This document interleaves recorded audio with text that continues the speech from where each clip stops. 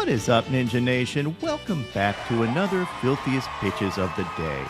Before we get going, hit that subscribe button. You won't want to miss out on the exclusive content, interviews, pitch grips, filthy pitches, and more throughout the season. We're going to start with Gerrit Cole. Gerrit Cole's fastball velo, well, that was in mid-season form, throwing a bunch of 98s and 99s. And his knuckle curve, filthy as ever. Now, he did give up a couple home runs, but that's to be expected in spring training. And honestly, with stuff like Cole's, hitters tend to swing for the fences and hope they make contact. My man Dick Mountain was back in action, and threw this almost nice 70-mile-an-hour curveball, not quite in mid-season form when he just flips 69s up there all the time. One of my favorite pitchers, Yu Darvish, was in action, and he was nasty as ever.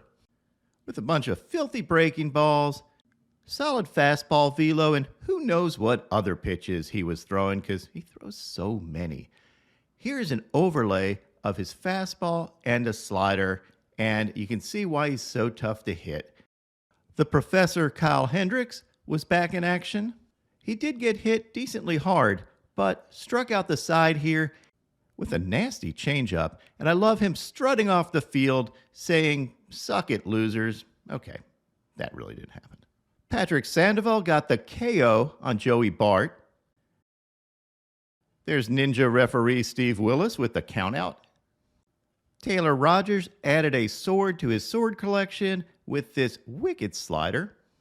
Speaking of wicked, Charlie Morton pitched for the Braves. And go figure, the three-time Pitching Ninja Curveball of the Year winner still has that wicked curveball. My man Jonathan Loaisiga, a.k.a. Johnny Lasagna, was in action and picked up a K on this overpowering 98-mile-an-hour fastball.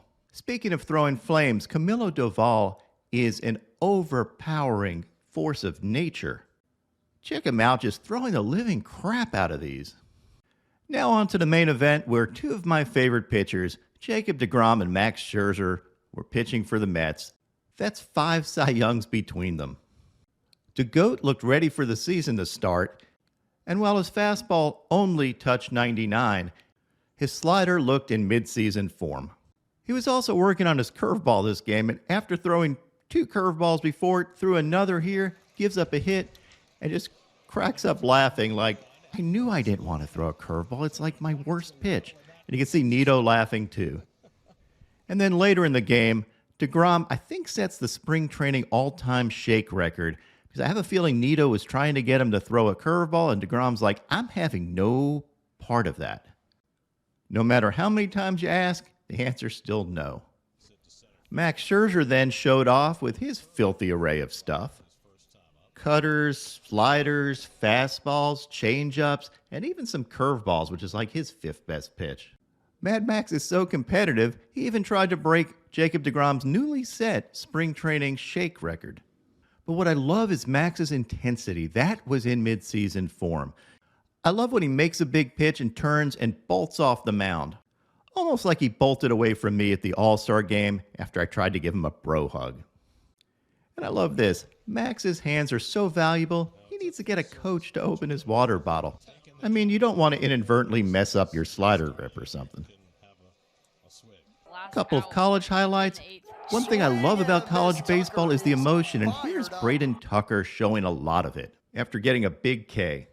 As far as filthy pitching, here's Brady Tigert of Arkansas raining down 3,100 RPM breaking balls. I mean, look at this stuff. Of course, the umpire strike zone may have been a little big. My filthiest pitcher of the day and filthiest pitches come from Matt Brash of the Seattle Mariners. He is going to be a regular here.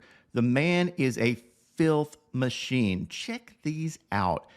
Just wicked curveballs, sliders, and fastballs, even some changeups.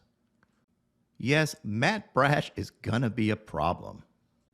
I remember when he was pitching in the minor leagues, an opposing coach told me that Matt Brash's stuff was so overpowering it felt like he was just a big kid with a magnifying glass burning hitters like they were ants. If you have an opportunity, draft him for your fantasy leagues.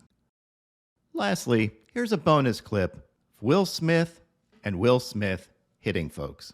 Too soon? Nah, it's just in time.